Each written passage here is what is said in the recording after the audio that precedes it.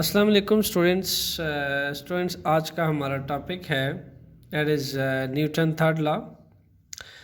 Students Newton third law क्या कहता है कि जब दो बॉडीज़ कांटेक्ट में आती हैं, any two bodies are in contact with each other, तो होता क्या है कि उस केस में हर बॉडी का दूसरे बॉडी पे एक एक्शन का अपोजिट रिएक्शन होता है। क्लियर? मैं दोबारा रिपीट करता हूँ कि जब दो बॉडीज़ आपस में कांटेक्ट में आती हैं, इन दैट केस कांटेक्ट में आने के बाद एक फर्स्ट बॉडी के एक्शन का सेकंड बॉडी जो है उस पर अपोजिट रिएक्शन देती है। This is the statement of Newton third law. पर ये आपको याद रहे, जो फर्स्ट बॉडी का एक्शन होता है सेकंड बॉडी का रिएक्शन एक्शंस के अपोजिट डायरेक्शन पे होता है, लाइक दैट। ये अगर फर्स्ट बॉडी है, my left finger right finger आपकी सेकंड बॉडी है। Let's suppose if my left finger act force on my right finger, then this right finger will exert the same magnitude force but in opposite direction. This is the statement of Newton third law. Clear? यही है Newton third law की statement. सो इस पे कुछ examples है, वो study कर लेते हैं। इन दैट केस हम समझ पाएंगे कि न्यूटन थर्ड लॉ क्या कहना चाहता है। स्टूडेंट्स, यहाँ देखा जा सकता है एक बॉय है जिसने रोलर स्केट्स पहने हुए हैं। ठीक है, रोलर स्केट्स पहना हुआ दीवार की जानिब बढ़ता है।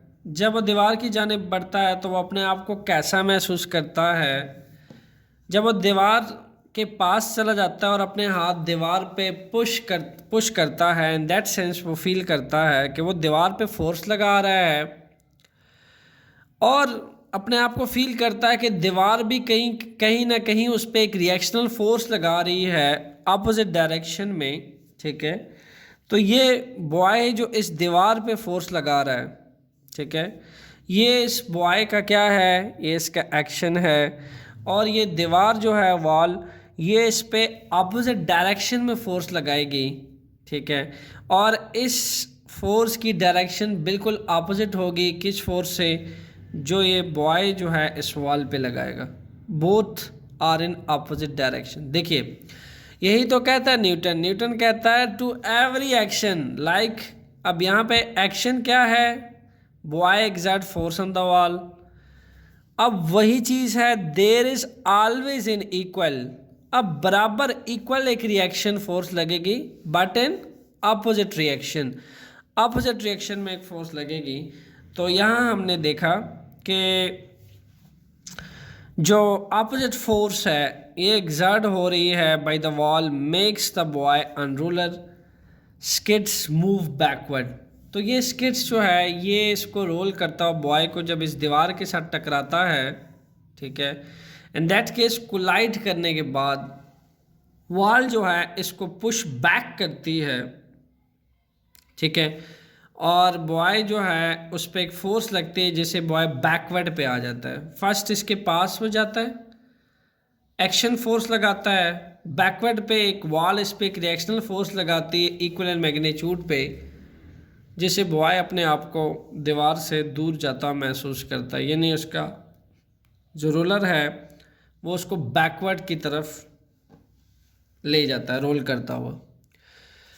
सो ये थी स्टूडेंट्स हमारे पास फर्स्ट एग्जांपल थी, एग्जांपल नंबर 1। आइए एग्जांपल नंबर 2 के थ्रू न्यूटन थर्ड लॉ को समझने की कोशिश करते हैं। यहाँ स्टूडेंट्स हमने लिया हुआ है एक box, this one is example number 2।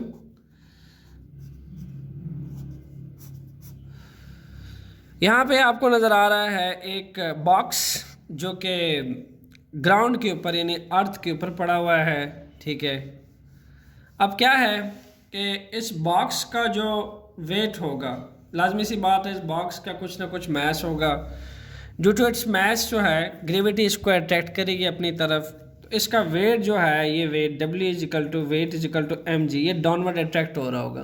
Clear, इसका वेट डाउनवर्ड अट्रैक्ट हो रहा होगा। तो बॉक्स जो है एक एक्शन फोर्स जो है वो एग्जर्ट करेगी किस पे, ग्राउंड पे। अब ग्राउंड करेगा क्या करेगा, ग्राउंड इसी का अपोजिट एक रिएक्शनल फोर्स अपवर्ड इसके ऊपर लगाएगा, ठीक है। इन दैट सेंस कितना अपवर्ड रिएक्शन फोर्स लगेगा, जितना इसका डाउनवर्ड वेट अपीयर हो रहा होगा। तो देखिए जब ऑब्जेक्ट रेस्ट पे होते हैं ना, इन that sense Newton third law ओबे हो रहा होता है। कोई भी बॉडी जब इक्विलिब्रियम में होती है, इक्विलिब्रियम में रहते हुए बॉडी पे न्यूटन थर्ड लॉ ओबे हो रहा होता है। क्यों होता है, बिकॉज नेट फोर्स बॉडीज़ का ज़ीरो हो जाता है। तो यहाँ देखिए कि एक डाउनवर्ड वेट अपीयर हो रहा है और एक रिएक्शनल फोर्स अपवर्ड लग रही है। अब डाउनवर्ड वेट के equal, exactly equal force upward लग रही है और दोनों मैग्नीट्यूड में सेम है बट अपोजिट है। तो आप यूँ समझिए कि अगर इसका वेट जो है वो -5 न्यूटन है, ठीक है, वो डाउनवर्ड वेट जो है वो अपीयर हो रहा है, तो इसी का जो रिएक्शनल फोर्स ग्राउंड इस बॉक्स पे लगाएगा ऊपर की जाने, वो +5 न्यूटन लगा रहा है, ठीक है। इन दैट सेंस आप देख सकते हैं जो नेट फोर्स मिलेगी आपको +5 Newton -5 Newton, that will B 0 Newton, और 0 न्यूटन की वजह से बॉक्स रेस्ट पे होगा। बट यहाँ पे जो लॉ या प्रिंसिपल ओबे होगा that will be Newton third law. Clear. So ये थी आपकी सेकंड एग्जांपल जो रेस्ट पे पड़े ऑब्जेक्ट्स को प्रूफ करती है कि कैसे एक बॉडी जो है ग्राउंड पे पड़े रहने से, रेस्ट पे पड़े रहने से ग्राउंड पे एक एक्शन फोर्स लगाती है, बदले में ग्राउंड उस पर एक reactional force equal and opposite force लगाता है। इन दैट सेंस वो equal and opposite force cancel हो जाती है एक्शन फोर्स के साथ, एन ऑब्जेक्ट रेस्ट पे होता है। Clear. So students, Newton third law में क्या होता है कि जब एक बॉडी, ठीक है, वो फोर्स एग्जर्ट करती है सेकंड बॉडी पे, तो होता क्या है कि सेकंड बॉडी भी सेम मैग्नीट्यूड का फोर्स एग्जर्ट करती है फर्स्ट बॉडी पे, बट उस सेकंड बॉडी के फोर्स की डायरेक्शन फर्स्ट बॉडी के फोर्स की डायरेक्शन के अपोजिट होती है। दोनों का मैग्नीट्यूड तो सेम होता है बट दोनों के डायरेक्शन में फ़र्क होता है, ठीक है। जैसे कि मैंने लास्ट स्टार्ट में आपको फिंगर की एग्जांपल दी थी। अगर ये फिंगर इस पे दोनों को मैं करीब लेकर आऊँ कांटेक्ट में, तो ये फिंगर अगर इस पे एक्शन लगाती है तो उतना ही रिएक्शनल फोर्स ये फिंगर भी इस पे लगाती है। और ऐसा ही होता दो बॉडीज़ के दरमियान कि जब एक बॉडी जो है फर्स्ट बॉडी सेकंड बॉडी पे फोर्स एग्जर्ट करता है, ठीक है, जैसे ये फर्स्ट बॉडी है, ये इस पे फोर्स एग्जर्ट करता है, तो जो सेकंड बॉडी है वो भी फर्स्ट बॉडी पे, ये सेकंड बॉडी है, ये भी फर्स्ट बॉडी पे equal and opposite force exert करती है। अब देखिए दोनों की डायरेक्शन डिफरेंट है। तो कुछ ऐसा ही है हमारे एग्जांपल नंबर 3 में, ठीक है। This is example 3। यहाँ देखा जा सकता है कि आपको एक एक्शन होता हुआ नज़र आ रहा है। A man exert force on this cow, यानी इसको पुश करने की कोशिश कर रहा है, इस पर एक फोर्स एग्जर्ट कर रहा है और फोर्स एग्जर्ट करते हुए इसको खींच रहा है। अब क्या है कि काउ जो है वो इस मैन के ऊपर equal and opposite force exert कर रही है, कुछ ऐसे, ठीक है। इस जानिब equal and opposite force exert कर रही है और ये मैन जो है इस काउ को इस जानिब खींचने की कोशिश कर रहा है, जो कि न्यूटन थर्ड लॉ की बेस्ट एग्जांपल है, ठीक है। तो हम ये कह सकते हैं जो मैन इस काउ पे फोर्स एग्जर्ट कर रहा है that will be the action force exerted in the cow. Clear. अब जितनी एक्शन फोर्स जो है इस मैन की तरफ से काउ पे एग्जर्ट हो रही है, उतनी ही रिएक्शनल फोर्स काउ जो है इस जानिब इस फोर्स के अपोजिट डायरेक्शन में ये काउ जो है इस मेन पे एग्जर्ट कर रहा है but in opposite direction. This force will be equal in magnitude but is opposite direction. So that's why you can say that कि ये और ये दोनों बॉडीज़ एक दूसरे से कांटेक्ट में रह के न्यूटन थर्ड लॉ को ओबे कर रहे हैं और ये काउ जो है जो इससे अवे होने की कोशिश कर रहा है ओके, वो किस तरह से कर पाएगा? एक रिएक्शनल फोर्स लगा के, एक रिएक्शनल फोर्स लगानी पड़ेगी उसको, और इस रिएक्शन फोर्स का मैग्नीट्यूड कितना होगा? लाजमी सी बात है, इस मैन के एक्शन फोर्स में का जितना मैग्नीट्यूड है उतना ही रिएक्शन फोर्स अगर एक इस पे लगा दे तो it will be stay on its own position, okay, and Newton third law will be obey. So आइए एग्जांपल नंबर 4 में देखते हैं कि कैसे न्यूटन थर्ड लॉ हमें एक स्प्रिंग सिस्टम के अंदर भी ओबे होता हुआ नज़र आता है। एग्जाम्पल 4 देखिए, आपके पास यहाँ दो स्प्रिंग लिए गए हैं, ठीक है। ये स्प्रिंग बैलेंस है और ये भी एक स्प्रिंग बैलेंस है, क्लियर। अब क्या है कि सबसे पहले इस सपोर्ट के साथ हमने इसको फिक्स कर दिया है, दोनों स्प्रिंग को इस सपोर्ट के साथ फिक्स कर दिया है, और यहाँ से बाय हैंड जो है इसको स्ट्रेच किया जा रहा है टूवर्ड राइट साइड, खींचा जा रहा है। अब लाजमी सी बात है, ये जो सपोर्ट है, ठीक है, ये फर्स्ट स्प्रिंग को और सेकंड स्प्रिंग को इस तरफ को खींचेगा और हैंड से हम राइट साइड पे इस पे फोर्स एग्जर्ट कर रहे हैं।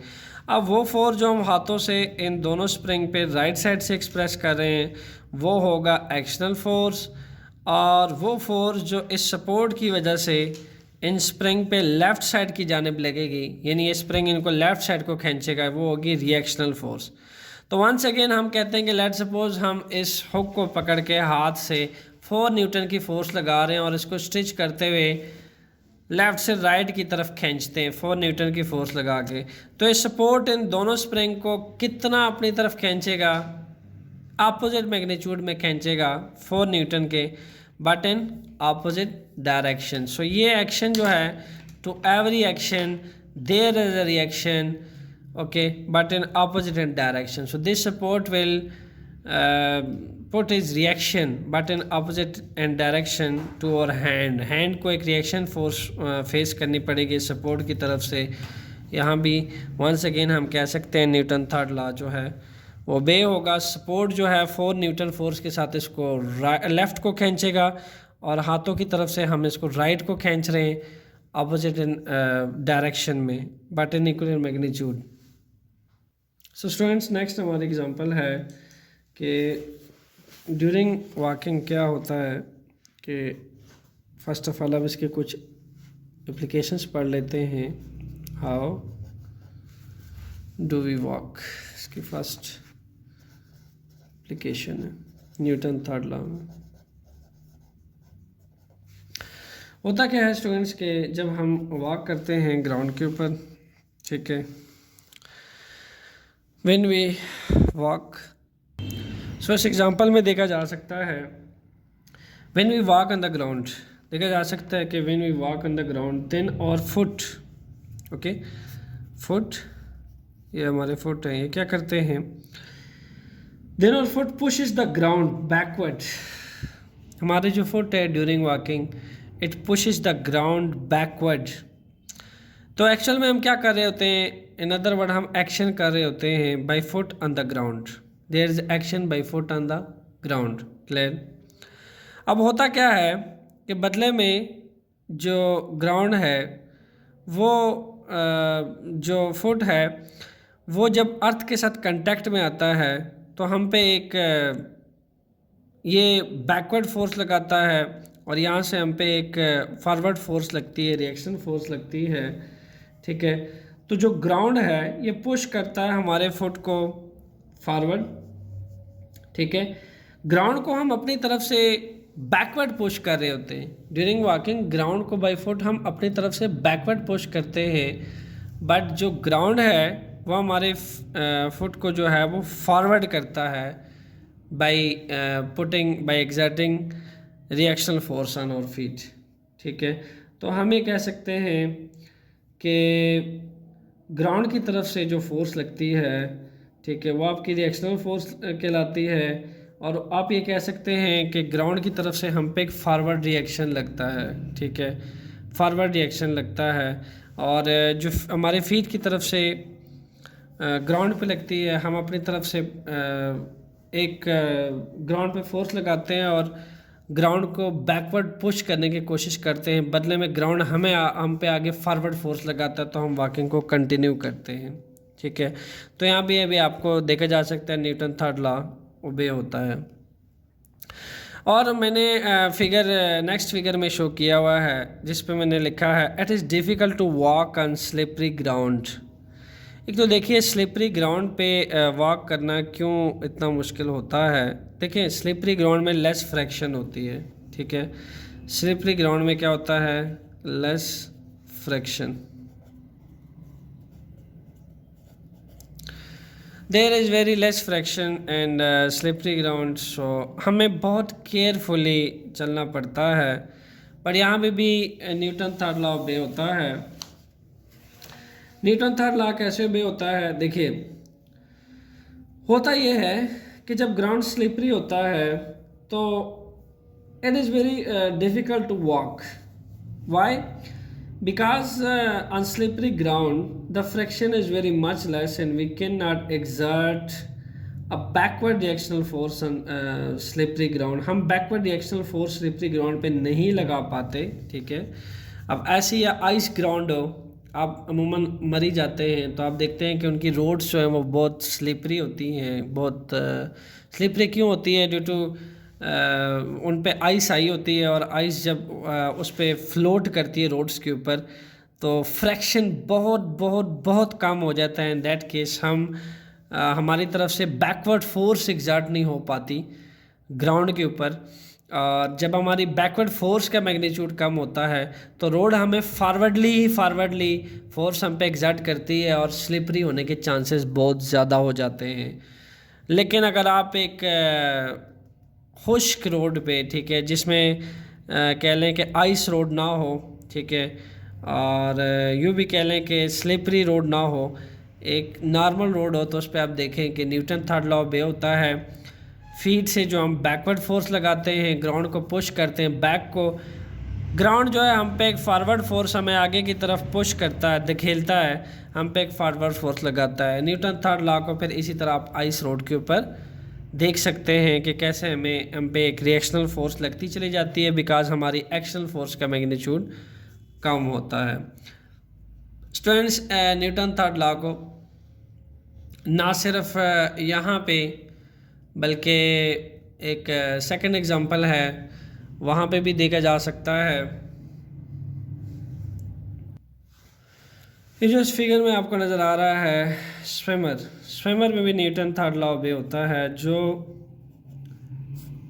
स्विमर्स होते हैं वो क्या करते हैं, swimmers pushes the water backward. अब स्विमर क्या करते हैं, ये वाटर को क्या करते हैं, बैकवर्ड पुश करते हैं। ठीक है, they pushes the water backward and the water push the swimmers forward. अब एक वो फोर्स है जो स्विमर की तरफ से वाटर पे लग रही है। ठीक है, यानी यहाँ पे मैंने लिख रखा है push of swimmers on water. ठीक है, ये हाथों की तरफ से आप देख रहे हैं। एक वो फोर्स है कि आप हाथ मारते हुए आप पानी को क्या कर रहे हैं, पुश कर रहे हैं पानी को, और एक वो फोर्स है जो पानी स्विमर्स को पुश करती है फॉरवर्ड की जानिब। ठीक है, तो होता क्या है कि जितना हम पानी को ज़्यादा एक्शन फोर्स लगाते हैं, जितना हम ज़्यादा पानी को पुश करते हैं, पानी भी जो है स्विमर्स को उतना ही पुश करती है फॉरवर्ड की तरफ। जितना पानी हम बैकवर्ड को पुश करते हैं by help of our hands feet, similarly पानी भी जो है हम पे उतना ही रिएक्शनल फोर्स लगाती है, हमें आगे की तरफ जो है वो पुश करती है। यानी यहाँ पे भी अगेन न्यूटन थर्ड लॉ बे होता है। तो जो पानी पे हम फोर्स लगाते हैं बाय द हेल्प ऑफ और हैंड्स एंड फीट्स, तो हम क्या करते हैं, ये हमें मूव करता है, हेल्प करता है फॉरवर्ड डायरेक्शन में मूव करने का। तो पानी हम पे क्या करता है, एक equal and opposite reactional force लगाता है, किस जानिब, बैकवर्ड की जानिब। ठीक है, बट ये जो बैकवर्ड की जानिब पानी हमें पुश करता है, that should be equal and opposite force magnitude में। यही वजह है कि जो स्विमर्स हाथ पैर तेज़ मारते हैं वो ज़्यादा अपने टारगेट तक जल्दी पहुंच जाते हैं, और जो ज़रा कम मूवमेंट्स होती हैं जिनके हाथ पैर मारने की, पानी भी उन पे कम एक फॉरवर्ड रिएक्शनल फोर्स लगाता है, उन्हें कम पुश करता है आगे की तरफ, इन दैट सेंस वो पीछे रह जाते हैं। So in that sense Newton third law यहाँ पे भी ओबे होता है। सो इसकी सेकेंड एप्लीकेशंस है why the gun recoils, why the gun recoils. अब होता क्या है कि यहाँ पे आपको एक सेटअप नज़र आ रहा है। जब हम बुलेट को यूज़ करते हैं फायर करने के लिए, ठीक है, गन से, ठीक है, बुलेट यूज़ की जा रही है गन से फायर करने के लिए, इन दैट सेंस फोर्स जो सेंड की जाती है बुलेट पे लगने के लिए, ठीक है, इसको फॉरवर्ड टारगेट पोजीशन पे थ्रो करने के लिए जो फोर्स यहाँ से सेंड की जाती है, जब आप क्लिक करते हैं, आपके क्लिक करने से जो फोर्स सेंड की जाती है वो फोर्स बिल्कुल इक्वल फोर्स लगती है जो सेंड की जाती है गन को बैकवर्ड लाने में, ठीक है। इन्हें दोनों फोर्सेस की जो डायरेक्शन है कह लें कि वो अपोजिट होती है बट मैग्नीट्यूड में सेम होती है। तो एक फोर्स यहाँ से, यहाँ एक फोर्स यहाँ से जब आप इसको क्लिक करते हैं, एक फोर्स यहाँ से सेंड होती है इस बुलेट को फायर करने के लिए, तो ये गन थोड़ा सा फॉरवर्ड को जाती है। एंड देन यहाँ पे देखा जा सकता है उतनी ही इक्वल इन मैग्नीट्यूड फोर्स जो है ये जो आपके पास बुलेट है ये इस गन पे लगाता है बैकवर्ड में आने के लिए, ठीक है, अपोजिट रिएक्शन में फोर्स लगती है इस पे। तो दोनों फोर्सेस का जो मैग्नीट्यूड है वो सेम होता है और यूँ कह लें कि जो डायरेक्शन है वो अपोजिट होती है। लेकिन चूँकि बहुत हैवी मैस होता है गन का हैवी मैस होता है, heavy mass of gun, heavy mass of gun, तो आप देखते हैं ये बहुत कम लिमिट तक बैकवर्ड को आती है। जब आप इस पर फायर करते हैं तो आपने अपने हाथ का झटका भी नोट किया होगा, आपको पीछे को एक झटका जर्क सा लगता है पीछे को, तो वो एक्चुअली एक रिएक्शनल फोर्स लगती है, ठीक है। तो एक वो होती है जो क्लिक करने के बाद आप इसको टारगेट एरिया पे बेचते हैं, वो एक्शन फोर्स है, और एक वो फोर्स है जब आप इसको रिलीज़ कर देते हैं, ये निकल जाती है, तो आप पे एक बैकवर्ड जर्क लगता है आपके हाथों पे, वो एक रिएक्शनल फोर्स होती है। तो चूंकि जो गन है उसका मास बहुत हेवी होता है, इसलिए जो गन है ये मूव्स होती है ओनली अ लेटरल डिस्टेंस बैकवर्ड, और आपको एक बैकवर्ड जर्क देती है या किक देती है आपके शोल्डर्स को। सम टाइम आपके शोल्डर को एक किक लगती है बैकवर्ड। तो आप यूँ कह सकते हैं कि in this sense the gun as have to recoiled, in this sense gun क्या, उसको हम कहते हैं रिकॉइलिंग ऑफ गन, एंड ये ओबे करता है न्यूटन थर्ड लॉ को। स्टूडेंट्स यहाँ पे देखा जा सकता है कि बलून जो है this is also work on the principle of action and reaction, या आप यूँ कह सकते हैं कि ये भी न्यूटन थर्ड लॉ के बेस पे काम करता है। How is this happen, actual में होता क्या है कि बलून को हम फिल कर लेते हैं कंप्रेस एयर, बलून में हम कंप्रेस एयर फिल कर लेते हैं, ठीक है, इसमें बहुत सारी कंप्रेस एयर फिल होती है, ठीक है। अब होता क्या है कि बलून को लेफ़्ट साइड से मैंने ऐसी डायरेक्शन में मैंने रखा है कि लेफ़्ट साइड से इसमें से हवा निकले, जो कंप्रेस एयर इसमें हमने फिल की होती है वो बाहर की जानिब निकले, और जो बलून है उसको हम उसकी जो डायरेक्शन है वो हम राइट साइड पे रखते हैं, और उसका जो माउथ है, ठीक है, वो हम लेफ़्ट साइड पे रखते हैं। आपने नोट किया होगा कि एक कंप्रेस एयर जब बलून में से निकलती है तो बलून बहुत फास्ट फॉरवर्ड को राइट साइड पे क्या होता है मूव करता है, it move very fast toward right side. कभी सोचा आपने कि वाई ऐसा क्यों होता है? Keep in mind it also work on the principle of Newton third law. How, actual में होता क्या है कि जो बलून है ये फ्लाइज ऑफ, मीन्स कि जब ये हवा जब इसमें से तेज़ी से निकलती है और ये अपोजिट डायरेक्शन में, हवा इस तरफ निकल रही है, देखें हवा की डायरेक्शन, निकलने की डायरेक्शन इस तरफ है, और ये अपोजिट डायरेक्शन में फ्लाई करता है, ठीक है, उड़ता है, अपोजिट डायरेक्शन में जाता है। अब होता क्या है कि ये जो आपको हवा नज़र आ रही है निकलते हुए, इन दैट सेंस यहाँ पे एक एक्शन और रिएक्शन आपको नज़र आ रहा है कि कंप्रेस एयर जो है वो बलून से बाहर निकल रही है। अब यही हवा जो बाहर निकल रही है वो इस बलून पे एक रिएक्शनल फोर्स लगाती है। ये एयर ज़ाहिर है एयर बाहर निकलती है, इस बलून पे एक रिएक्शनल फोर्स लगाती है जिसकी वजह से ये फॉरवर्ड डायरेक्शन की तरफ क्या करता है, बड़े स्पीडली मूव करता है हाइट स्पीड के साथ। तो आप ये कह सकते हैं कि इक्वल एंड अपोजिट रिएक्शन मौजूद है। लेफ़्ट गोइंग एयर जो है वो पुश कर रही है बलून को राइट साइड पे। तो आप ये लिख सकते हैं लेफ़्ट गोइंग एयर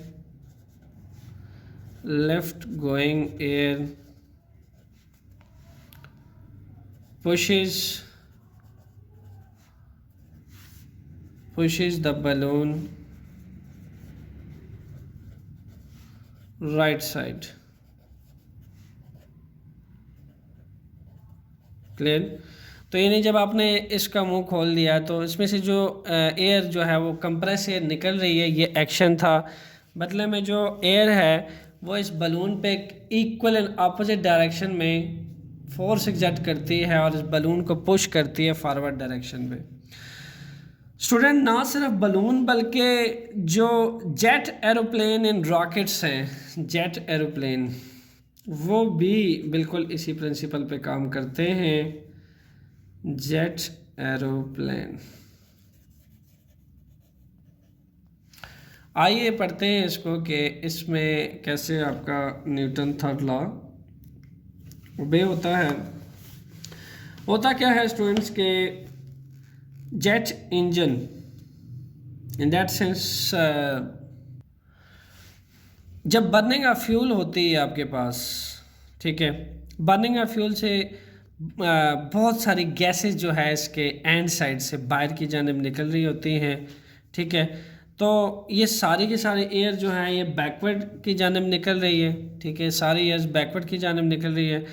तो ये जो एयर है वो इस एरोप्लेन पे एक फॉरवर्ड फोर्स लगाती है, ठीक है, और जितने भी फ्यूल की बर्निंग होती है और ऐसी जितनी गैसेस रिलीज़ होती हैं by the burning of fuel, all the gases which are release at the end, वो इस पुश करती है इस जेट एरोप्लेन को, एक रिएक्शनल इसको जर्क देती है, एक रिएक्शनल एक्सेलरेटिंग देती है और ये जेट एरोप्लेन जो है बड़े हाई स्पीड से फॉरवर्ड मूव करता है, ठीक है।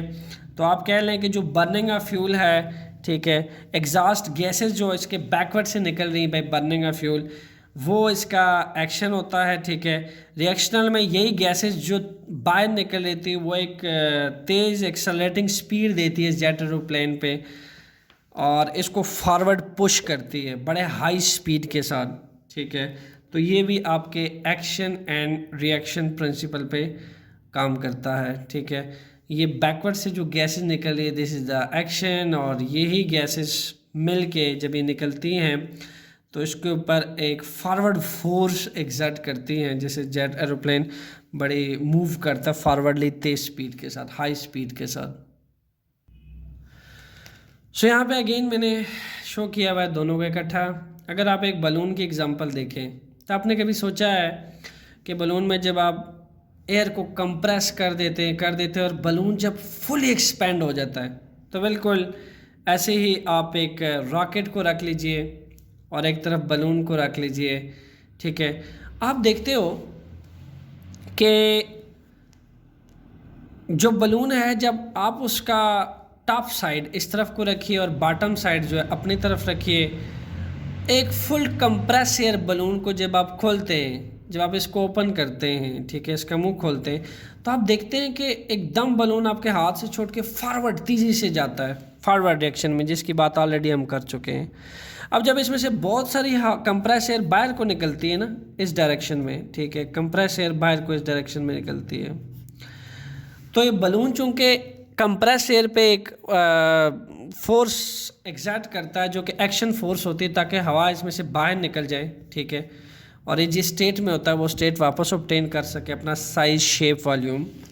तो होता क्या है कि ये जो कंप्रेस एयर बाहर निकलती है इसमें से, ये इस पे एक रिएक्शनल फोर्स लगती है इसी कंप्रेस एयर की जानिब से, जो कि फॉरवर्ड फोर्स के मानों में लगती है, और इस जितनी भी बैकवर्ड साइड पे एयर कंप्रेस एयर निकलती है वो सारी के सारे एयर इस बलून को फॉरवर्ड अपोजिट डायरेक्शन में पुश करती है और ये बलून जो है अपोजिट डायरेक्शन में उड़ जाता है। ठीक है, तो यहाँ पे भी आप देख सकते हैं न्यूटन थर्ड लॉ ऑफ होता है, एक्शन एंड रिएक्शन जो है वो अपोजिट डायरेक्शन में हो जाते हैं और बलून जो है फ्लाई और करता है। स्टूडेंट एक जेट रॉकेट जो है एरोप्लेन की तरह वो भी बिल्कुल ऐसी ही है कि इसमें से जब बर्निंग होती है, ठीक है, तो जितने बर्निंग फ्यूल की वजह से गैसेस इसमें से एग्जॉस्ट गैसेस निकलती हैं, तो एग्जॉस्ट गैसेस निकलने की वजह से इस पे रॉकेट जो है गैसेस पे एक एक्शनल फोर्स लगाता है, जिसके बाद गैसेस जो हैं वो इस रॉकेट पे एक रिएक्शनल फोर्स लगाते हैं और इस रॉकेट को पुश करते हैं forward with very very high speed.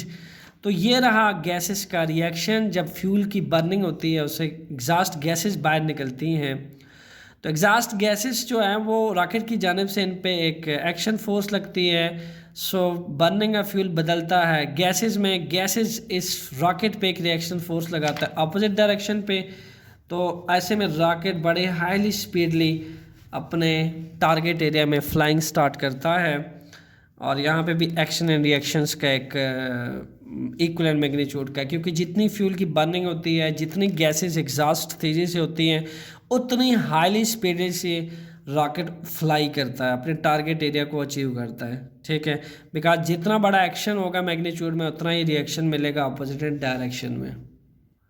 सो यहाँ पे भी एक एग्जांपल है, यहाँ देखा जा सकता है न्यूटन थर्ड लॉ को कि मैन है ये बोर्ड को अपने फीट से पुश करने की कोशिश कर रहा है by applying force on the board. Feet की मदद से एक फोर्स एग्जर्ट कर रहा है और वो फोर्स किस तरफ को लग रही है, इस बोर्ड को बैकवर्ड पुश कर रही है ताकि इस किनारे तक ये पहुंच सके और अपने जिस्म को स्टेबल कर सके। सो अपने बॉडी को स्टेबल करने के लिए वो अपने फीट से इस बोर्ड पे एक बैकवर्ड फोर्स लगाता है, इसको बैकवर्ड खींचता है, जिसके बाद इसको एक जर्क लगता है, एक रिएक्शनल जर्क लगता है जो कि इसको फील होता है इसकी फीट को कि इस बोर्ड ने भी कहीं इस पर फॉरवर्ड जर्क लगाया, फॉरवर्ड रिएक्शनल फोर्स लगाई है। तो ये बोर्ड इस पर कितना रिएक्शनल फोर्स लगाएगा या कितना इसको फॉरवर्ड खींचेगा, जितना ये अपने फीट से बोर्ड को बैकवर्ड पे फोर्स एग्जर्ट करेगा उतना ही ये बोर्ड जो है इसके फीट पे एक फॉरवर्ड फोर्स लगाएगा। ठीक है, और ये यहाँ से इतना बड़ा जंप या इतनी बड़ी जो डिस्टेंस है ऐसे कवर करेगा और फाइनली यहाँ किनारे तक पहुँच जाएगा।